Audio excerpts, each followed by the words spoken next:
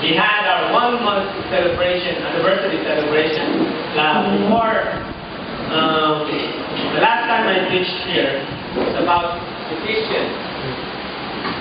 So, hawakan mo na as Ephesians, ginawa natin yung topic natin.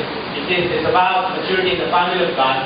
And ngayon, ito pa rin yung theme natin. Somehow I managed to look upon and ponder upon these verses, the following verses that we have studied last July 31, if I am not mistaken. I have seen it last night. If you are not aware of our website, gnbc.com.22, pumunta ka rin. Pwede niyo po siyang puntahan. Mga sermons doon, pwede kayo mag-comment, and you can also read yung mga comment ng mga kapatira natin nasa ibang bansa. Diba? So, makapag-brainstorming kayo sa website na yan. So, kagaya ngayon, naka-video tayo ngayon. Ayan, pakita ko ito. So, nakikita tayo doon. Magiging yung gawain natin dito. So, kung may time po kayo, instead na wala naman sa mag-Facebook. No?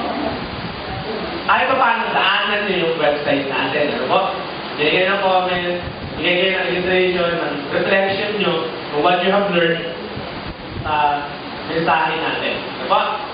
Hinahamon ko po kayo. Tingnan niyo po ang ating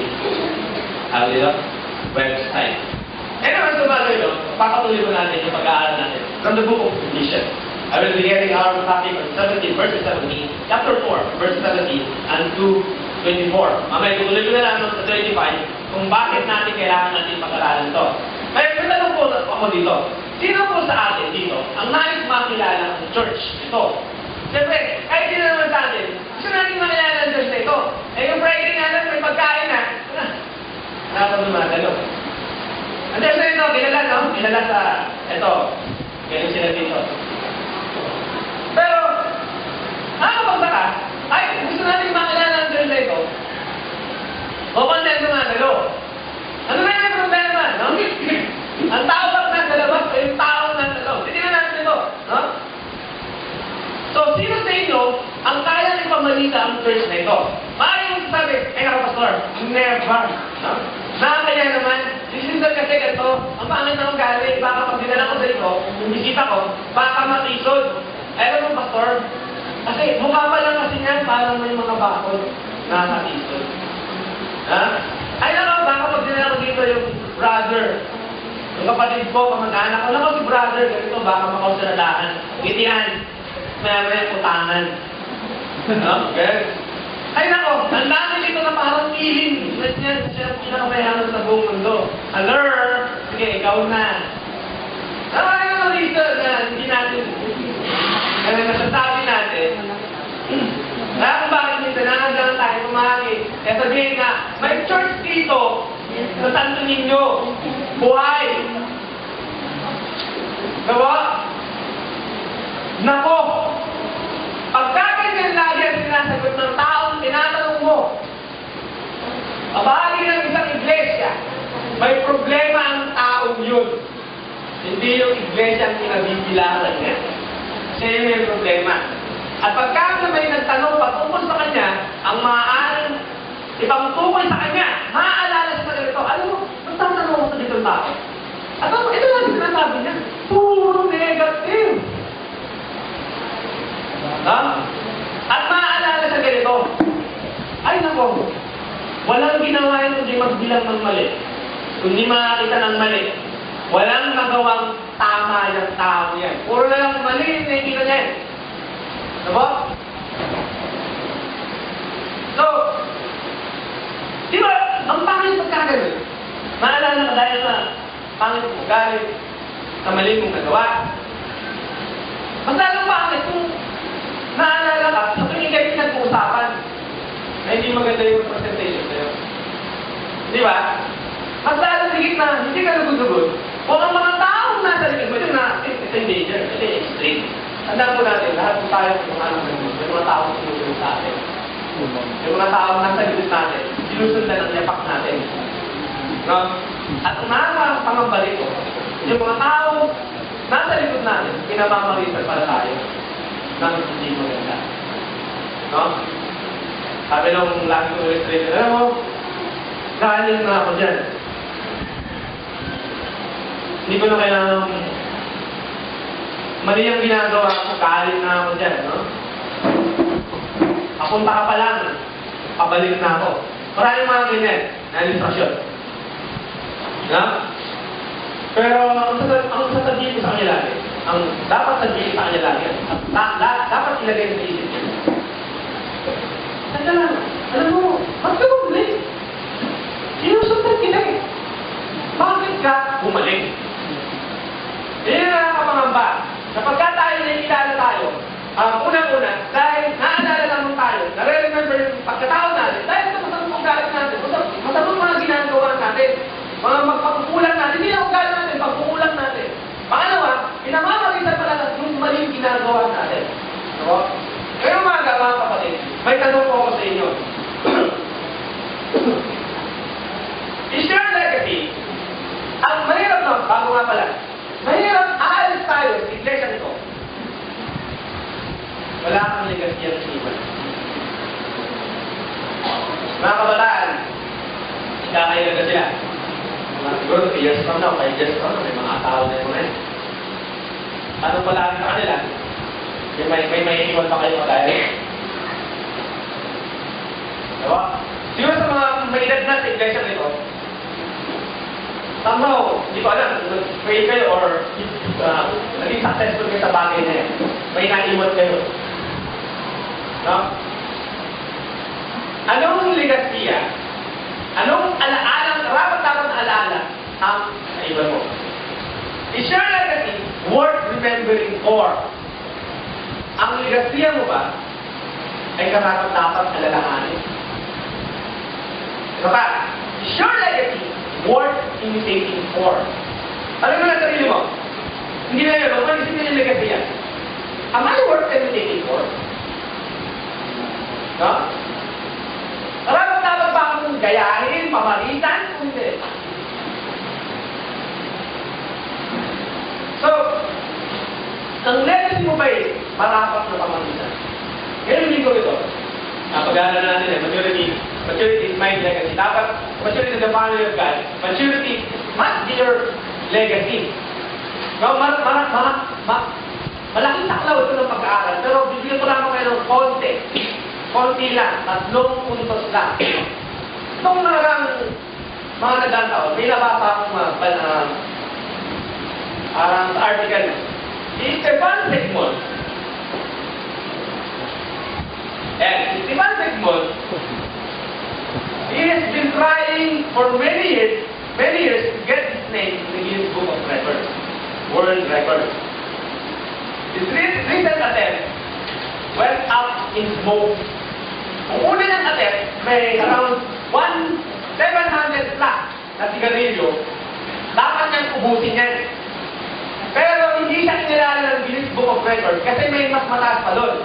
Inulit niya ulit yung 2004, 800 cigarettes at one time within ilang segundo yan? Ay, minuto. Minuto ba? 6 minutes! Within 6 minutes, within 6 minutes, inubos niya yung 800 piraso ng sigarilyo. Isang linggo, no, ay Richard and I went out. Restaurant natin dito. Kapangalan niya. Bernadette. No? Nahalihan niya ako. Nakakwento niya sa akin. Ano mo, Pastor, struggling yung paninigarilyo doon. Talagang gusto ko nang tigilan. Hanggang may nagsabi sa akin na kung wala ang pananalangin, hindi mo kakayanin yan.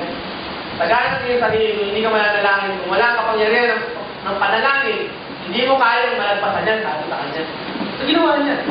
Nanalangin siya. Biglang nawalan siya ng panlasa sa sigarito. Ganito ba, pagkatapos niyang pray, sabi niya, nag-Joseph pa rin siya. Pero parang hindi na nayang tumusinan. Paunti-unti daw yun. Nag-pray niya, Panginoon, tulungan mo kung maalis ko. Ayaw ko lang talagang masigarilyo. Sabi niya, ayaw kong makita ko. Ang aking mga anak, ayaw kong pamalitan ako ng mga anak ko. No? So, nagsabi, naputol yung vision niya sa paninigarilyo. Hindi naman po yun. Maraming salamat po sa pagtutunan niya doon. Now, ay maging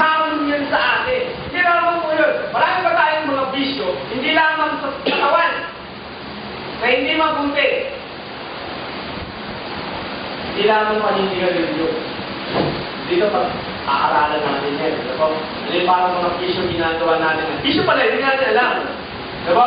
Itong si Frank Sigmund, only later on, yung ginawa ng world record na 800 pieces na sigarilyo, ubutin sa 6 na minuto, kumuha siya ng parang filter ng sasakyan para mapindot niya lahat. Galing, no? Nagpakahirap siya. 800 pieces. Tapos later on, hindi tinanggap ng Guinness Book of Record yan. Ha? Hindi lang pwede ganong gawain. So, ibig sumuko. Ayan, ito, ito ang kami ng mga youth dyan sa kusina. Si kapatid na tayo na daw mahilig daw sa itlog. Nakataw kumain ng itlog. Sige, tingnan natin ito. Ito si Frank Sigmund. Kumain siya ng 29 hard-boiled eggs within 4 minutes. Puntakin mo yun? 29 hard-boiled eggs. Kinain na. Within 4 minutes. Sino may kaya na? Nakakasal tayo. Ayos. Ha? Hindi naman sila kompleto doon. Dahil hindi na naman kinilala ng Guinness Book of Records yung kanyang ginawa. Ito na lang ang ginawa niya. Tumalun siya sa lake ng within 135 foot cliff, no? At later on, hindi na naman kinilala ng Guinness Book of Records. Ano ba itong si Sigmund Freud? Sigmund. Very desperate na makilala. No? Kahit sa mga maling gawa, gusto niyang makilala doon. Gusto niyang makabilang sa Guinness World Record. Pero, hindi siya nakuha. Ang bakit pagka ganun, no? Naalala ka sa ganun. Naalala ka sa failure mo. Kaya nga, mga kaibigan, paano ba tayo bilang mga mananampalataya? Kapag-iwan, nasarapat-dapat, sa ali-ali ng alaala, sa iglesia ito, at hindi sa lahat. Ano itong ating ginagawa? Paano? Ito ba ating pag-ginagalan? Pag-aaralan? Kahit mo na lang, maturity is my level. Dito, yung mga talata tayo din sa chapter 4, yung mga Bibles ko kayo, verses 17 to 24. Ito yung continuation yung pinag-aralan natin ng nakaraan. Last time we have studied that we must be united in our maturity in the family of God. Pero tayo pagkakaisa. Ito naman, kung may pagkakaisa na tayo, dapat may iiwan kang ligasiya. Maliban sa pagkakaisa mo, natin, may legacy ka sa iwan. Naalaan sa karapat-dapat. Nagkakaroon ako ng meaning kung ano dapat talaga ang Tagalog ng legacy. Wala akong makuha, mapanggang Tagalog. Pamana. So parang gano'n na, parang hindi siya gano'n sa English.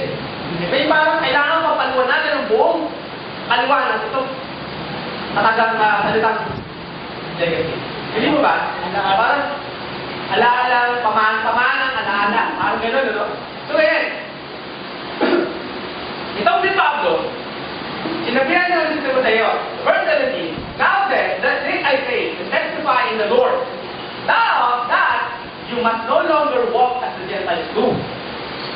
You must no longer walk as the Gentiles do. In the purity of their mind, they are darkened in their understanding, alienated from the life of God because of the ignorance that is in them, due to their hardness of heart. Verse 19, they have become kalos, and have given themselves up to sensuality, greedy,